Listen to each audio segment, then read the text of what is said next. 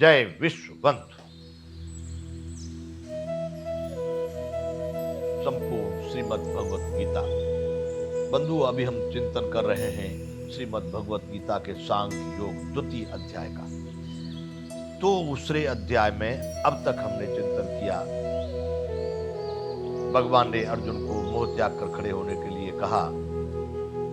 फिर अर्जुन अपनी व्यथा बताने लगे कि मेरे सामने जो लोग हैं, गुर्जन लोग हैं, मेरे पिता में लोग हैं, इनको मार करके इनके रुद्र से सने हुए राज्य को भोगना मैं नहीं चाहता। फिर उसको लगता है कि महाराज, अर्जुन कह रहे हैं कि मेरी ऐसी स्थिति है कि मैं कायरता दोष में मोह में पड़ा हुआ हूं, महाराज मुझे समझ नहीं हो रही है मुझे क्या करना चाहिए। मैं बड़ी बुरी तरह से इस मोह के दलदल में फंस गया हूं, आप मुझे यहाँ से निकालिए, क्योंकि इन गुर्जनों को मार करके मुझे नहीं जीना है, इनको मार करके मैं जी नहीं सकता हूं। इसलिए महाराज, आप मुझे मार्गदर्शन दीजिए। फिर संजय कह रहे हैं 9वां श्लोक, जो दूसरे अध्याय का था, जिसमें संजय धृतराष्ट्र से बोले, एव मुक्ता ऋषिकेश गुणा केश परम तप न योत्स इत गोविंद मुक्त्वा तुषिण भवु भव। मैं युद्ध नहीं करूंगा। अंतर्यामी श्री कृष्ण भगवान को अर्जुन ने स्पष्ट ये कहा, हे केशव, मैं युद्ध नहीं करूंगा।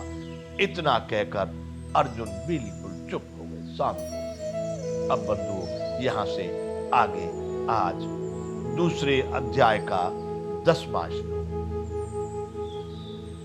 संजय कह रहे धृतराष्ट्र से, महाराज जब अर्जुन ऐसा कह करके चुप हो गए, तम वाच ऋषिकेशः प्रहसन्निव भारत सेनयोर उभयोर मध्ये विषीदन्तमिदं वचः।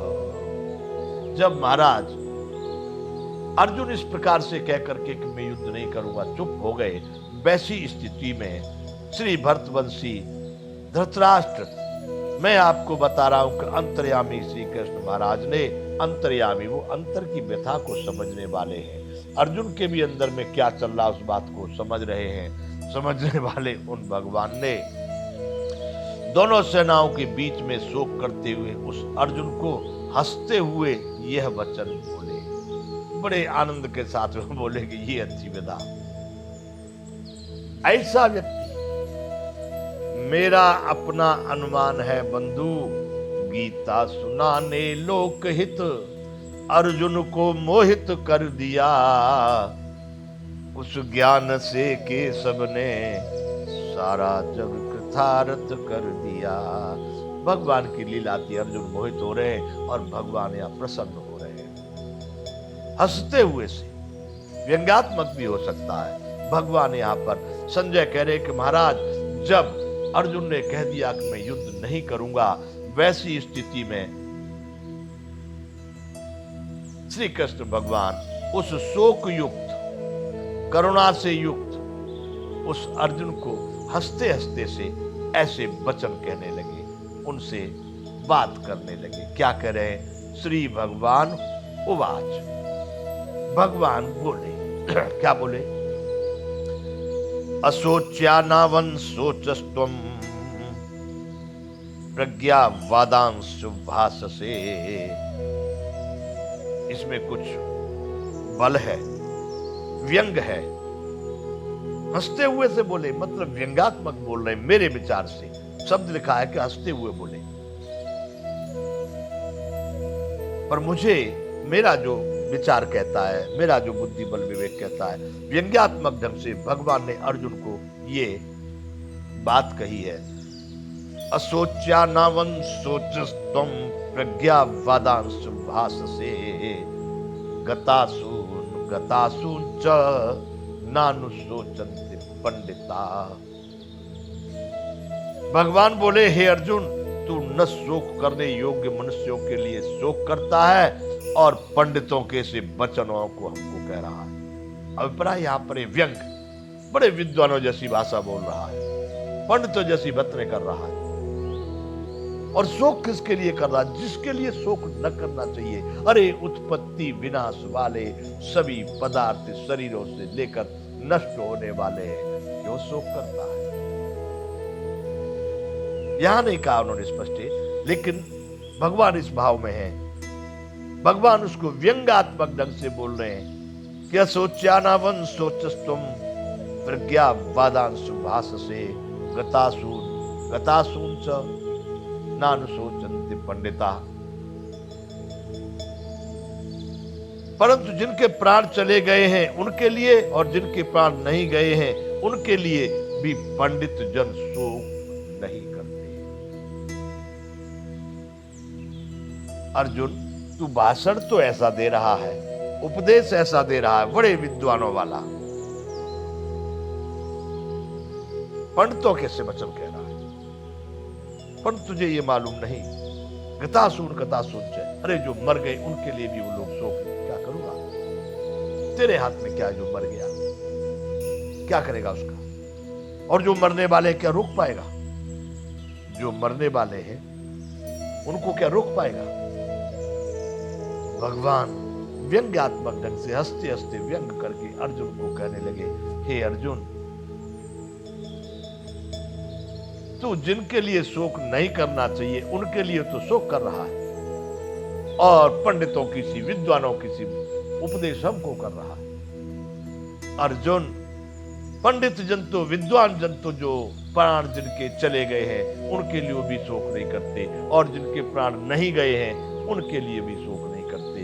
तू इन दोनों में से ही किसी के लिए शोक करने योग्य नहीं है, पर शोक कर रहा है और भाषण और दे रहा है।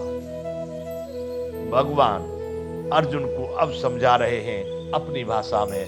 ये गीता दूसरे अध्याय का 11वां श्लोक भगवान ने कहा, असोच्यानावन सोचस्तुम प्रज्ञा वादांश भास्ते गतासून च ननु सोचन्ति पंडिता। अब दूसरे अध्याय का 12वां श्लोक भगवान अर्जुन को कह रहे हैं, न त्वेवाहं जातु नासं न त्वं नेमे जनाधिपा न चैव न भविष्यामः सर्वे वयमतः परम। और अर्जुन, न तो ऐसा है कि मैं किसी काल में नहीं था और तू नहीं था, अथवा ये राजा लोग नहीं थे, और न ऐसा ही है कि इससे आगे अब हम लोग नहीं रहे। भारतीयों, मेरे विश्व बंधुओं, मेरे भारतीयों, इस विषय का चिंतन कहां कहां पर विश्व बहुत बड़ा है, अनेक प्रकार के समुदाय, संप्रदाय, मजहब, धर्म। देखिए यहाँ पर इन चीजों को धर्म मत मान लेना। लोगों ने धर्म नाम दे दिया है कि हमारा धर्म हिंदू, हमारा धर्म मुसलमान, हमारा धर्म जैन, हमारा धर्म बौद्ध। ये उनकी धारणा हो सकती है, उन्होंने मान लिया हो सकता, लेकिन धर्म ये नहीं हो सकता। धर्म प्रत्येक मानव का एक ही होगा, वो है सनातन। तो यहां हमारे भारतीय सनातन में ये माना गया है कि इस शरीर के बाद भी कोई दूसरा शरीर होगा, और इससे पहले भी हमारा कोई न कोई शरीर था। यही बात यहां श्री कृष्ण भगवान अर्जुन से कह रहे हैं कि नत्वेवाहं जातु नाशम न त्वं नेमे जनाधिपाः न चैवं न भविष्यामः सर्वे वयमतः परम। अर्जुन, ऐसा नहीं हुआ पहले कभी भी कि कभी मैं नहीं था या तू नहीं था, या ये राजा लोग नहीं थे, या अब ये कभी आगे नहीं होंगे। अरे बंधु, इसको खेल समझ। आए हैं सो जाएंगे, राजा रंक फकीर, एक सिंहासन चढ़े चले एक बंधे जंजीर। कोई आता है तो कोई सिंहासन पे बैठा, कोई बांधा गया तो, लेकिन जाना सबको है। अर्जुन, सब जाएंगे और फिर आएंगे। इसलिए तू विचार कर कि कभी किसी काल में ऐसा नहीं था कि मैं नहीं था, तू नहीं था। तुझे अब हम वर्तमान में दिख रहे हैं, और ऐसा भी नहीं है कि हम आगे नहीं होंगे या ये राजा लोग नहीं होंगे। अभिप्राय भगवान का है कि सब फिर मरेंगे, फिर जन्मेंगे, फिर मरेंगे, फिर जन्मेंगे। इसी बात को भगवान आगे बढ़ाते हुए अर्जुन को गीता के दूसरे अध्याय के 13वें श्लोक में बता रहे हैं, कह रहे हैं 13वें श्लोक